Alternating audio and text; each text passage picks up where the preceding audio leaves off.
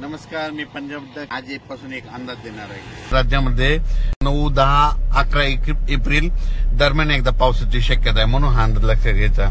म्हणून पण राज्यात हा पाऊस दररोज वेगवेगळ्या भागात भाग बदलत पडत जाणार आहे। दररोज 2-2 दिवस वेगवेगळ्या भागात मुक्काम करत जाणार आहे, म्हणून हा अंदाज लक्षात घ्यायचा।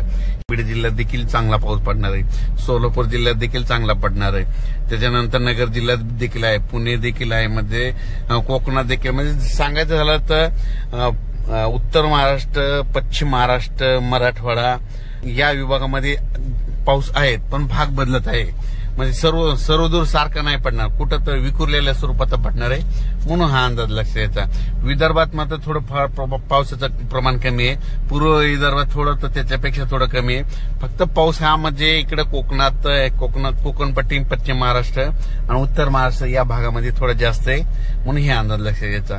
कारण की आणि योगायोगानं तुम्हाला सांगतो की हा नेमका कांदा काढायला नगर जिल्ह्यातला, नगर, गंगापूर, त्याच्यानंतर या जिल्ह्यातच कांदा जास्त काढणी चालू आहे।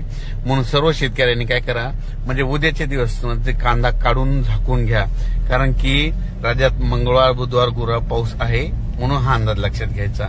अचानक वातावरणात बदल झाला तर परत लगेच उद्याची मेसेज देणार आहे। धन्यवाद।